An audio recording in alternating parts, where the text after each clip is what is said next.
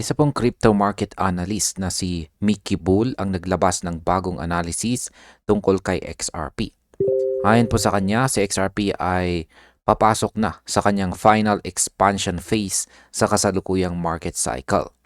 Base po sa kanyang chart analysis, ipinakita po niya ang long-term pattern na XRP mula sa mga unang taon nito hanggang 2025, kung saan malinaw na nakikita ang paulit-ulit na pattern ng pag-ipon, consolidation at pagkatapos ay malaking pagtaas ng presyo. Yan po ang siyang ating pag-uusapan sa video na ito, pero bago po tayo magpatuloy ay pakibasa na lamang po muna ang disclaimer dito po sa ibaba ng ating screen. Yan, ano nga ba ang nakita ni Mickey Bull sa kanyang chart? Sabi po rito ay crypto market analyst Mickey Bull has suggested that XRP may be preparing for its final expansion phase in the current market cycle. In a recent post accompanied by a detailed chart, he outlined a long-term structure showing XRP consolidating before potentially breaking into a significant upward move. Yan, ito po yung actual na tweet rito or post ni Mickey Bull. At yan po yung kanyang ibinahagi na chart. Ayon po rito kay Mickey Bull, si XRP ay kasalukuyang nasa yugto ng consolidation bago magsimula sa panibagong malaking paggalaw pataas. Sa kanyang long-term chart dito, ipinakita po niya na si XRP ay matagal nang nasa ilalim ng accumulation phase. Kapag natapos po ang phase na ito, karaniwan ay sumasabay dito ang malakas na breakout na nagiging simula ng bagong bull run. Kaya naniniwala po si Mickey Bull na malapit na ang huling yugto ng pag-akyat na XRP sa cycle na ito.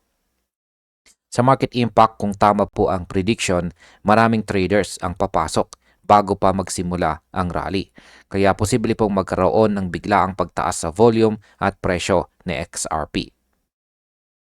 Ngayon ay ano naman ang laman ng chart structure ni XRP? Sabi po rito ay yan dito po pala sa ibaba. Yan, the chart structure, the chart shared by Mickey Bull covers XRP's price action from its early trading years to 2025, plotted on a 3-month time frame. It illustrates a clear pattern of cyclical accumulation followed by steep expansions, a structure that appears to be repeating. Ayan, ang chart po dito ni Mickey Bull ay sumasaklaw mula sa mga unang taon ng XRP hanggang ngayong taong 2025.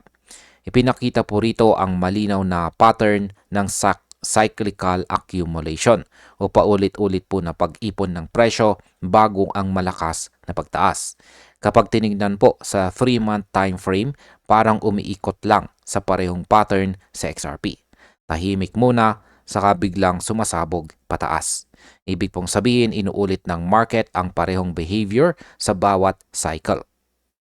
Ang market impact po dito ay ang ganitong pattern ay karaniwang nagbubunsod ng FOMO sa mga traders.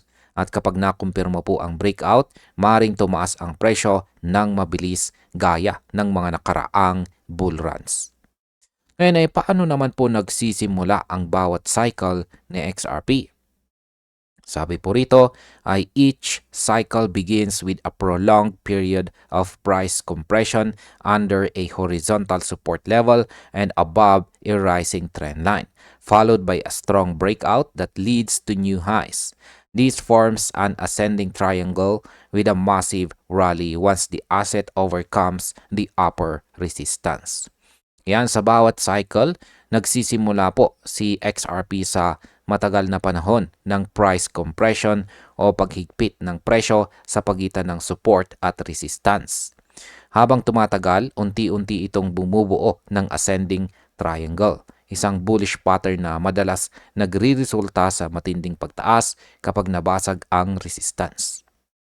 Kapag nagkaroon po ng breakout sa peak or sa tuktok, nagiging simula po ito ng malaking rally na nagtutulak kay XRP sa bagong all-time high. Sa market impact, ang breakout po sa ganitong pattern ay madalas nagiging signal para sa institutional entries. Kaya pwede pong magdulot ng malawakang rally sa buong XRP ecosystem. Ano naman po ang kahalagahan ng mga dating pattern ni XRP? Ayan. Sabi rito ay the first pattern visible between 2014 and 2017 indicates a series of ascending lows that led to a breakout in late 2017. The second structure, beginning around 2020, displays a similar ascending triangle formation, again building upward pressure along a diagonal support line. Itong nakalipas po na taong 2014 hanggang 2017, nakita na rin ang ganito pong pattern kay XRP. Bumuo po siya ng ascending lows na nagresulta sa breakout noong late 2017 na naging dahilan ng kanyang pinakamataas na presyo noon. Mula 2020 hanggang ngayon, kapansin-pansin po na halos pareho ulit ang pattern. Unti-unting pag-akyat ng lows at pagbuo ng pressure na tila naghahanda sa panibagong breakout. Ang market impact po nito ay kung mauulit po muli ang kasaysayan, maaaring makita po natin ang parehong explosive move na naganap po noong 2017 na posibleng magpataas po sa presyo lampas $10. Ngayon ay nasaan na po ngayon ang position ng XRP sa chart? Sabi rito ay the current position of the chart suggests that XRP has broken above the same horizontal resistance level that preceded the earlier breakout, indicating a potential continuation of this cyclical behavior. Ayan, balikan po natin ang chart ni Mickey Bull. Ayan. Sa kasalukuyan, base po dito sa kanyang chart, tila nabasag na ni XRP ang dating horizontal resistance na nagsimula ng breakout nitong 2017. Ibig pong sabihin, nasa punto na po siya ng continuation phase kung saan pwedeng maulit po ang parehong pattern ng pag-akyat. Kung manatili po siya sa itaas ng resistance na ito, may malaking posibilidad na sumunod po ang malakas na expansion phase. Sa market impact, ang ganito pong breakout confirmation ay madalas na nagtutulak ng malaking inflows mula sa mga long-term investors na gustong sumabay sa rally. Bakit naman po sinasabing inuulit na XRP ang kanyang nakaraan? Yan, sabi rito ay Mickey Bull's chart highlights how XRP's price movement appears to mirror its historical breakout pattern. The first major expansion occurred after an extended consolidation phase and a steady climb above a resistance zone. A similar setup can be seen in the current cycle where the price is once again testing a comparable resistance. Maliwanag po natin yan. Kapansin-pansin daw na halos ginagaya ni XRP ang sarili niyang nakaraan. Nung una, nagkaroon po siya ng mahabang consolidation bago tuluyang umakyat. Ngayon makikita po ulit sa chart na nasa parehong sitwasyon po siya. Muli po niyang sinusubukang basagin ang resistance na katulad ng dati. Ang ganitong pattern ay palatandaan po na inuulit ng market ang parehong takbo na nagbubunsod ng bagong bull phase. Ang market impact po dito ay kapag tuluyang nabasag ang resistance zone, maaari pong mabilis na umakyat ang presyo dahil maraming traders ang naghihintay ng confirm signal.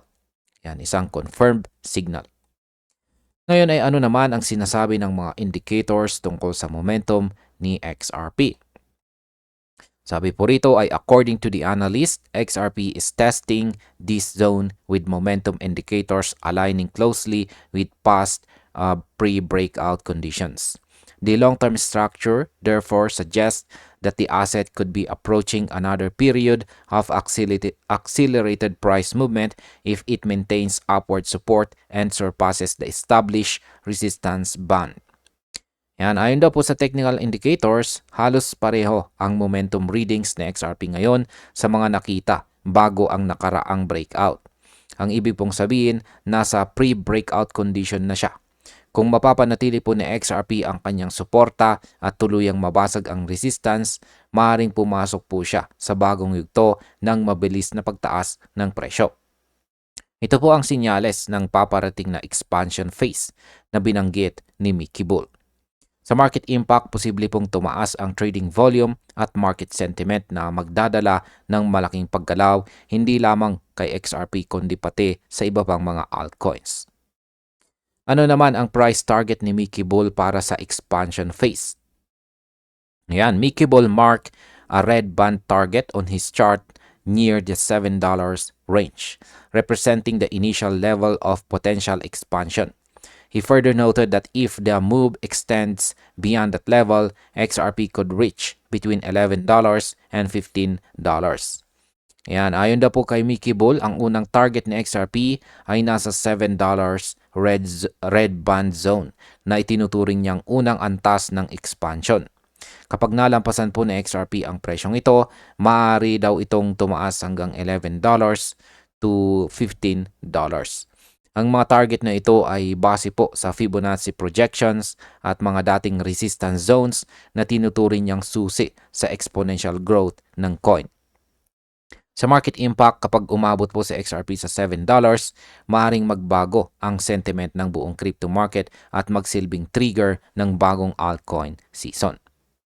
Gaano naman po katotoo ang target na ito kung kasalukuyang $2.40 lamang ang presyo ng XRP?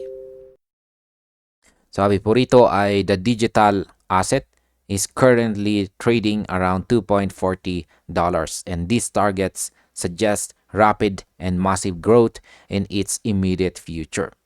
Ayan, sa kasalukuyan, sa XRP po ay nasa presyo pa lamang na $2.40. Kaya kung totoo po ang forecast, halos 3 hanggang 6 na beses ang posibleng itaas ng kanyang presyo.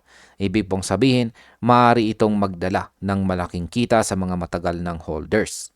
Ngunit tulad po ng lahat ng analysis, dapat pa rin tayong mag-ingat dahil hindi po tiyak kung kailan mangyayari ang breakout. Sa market impact, ang ganito pong projection ay magpapataas ng excitement sa market. Pero maaari ring magdulot ng short-term volatility habang nag-a-adjust ang mga traders sa bagong expectations. At bilang panghuli, ang aking opinion naman tungkol dito ay kung susuriin natin ang lahat ng analysis ni Mickey Bull, malinaw na malapit na si XRP sa kanyang final expansion phase. Ang pattern, momentum indicators at historical behavior ay halos nagtuturo sa iisang direksyon. At yan po ay ang direksyong pataas. Pero bilang mga traders at investors ay dapat lagi po tayo may disiplina. Ang hype ay pwede pong magdala ng kita pero maaari ring magdulot ng biglaang pullback kung walang tamang strategy. Sa kabuuan, si XRP po ay tila muling magpapakita ng lakas na maaari pong magbago ng takbo ng altcoin market. Kung totoo po ang projection na $11 hanggang $15, tiyak na magiging isa po ito sa mga pinakamatinding rally sa kasaysayan ng crypto. At ayan, hanggang dito na lamang po tayo sa video na ito mga ka-crypto. Marami pong salamat sa panunood.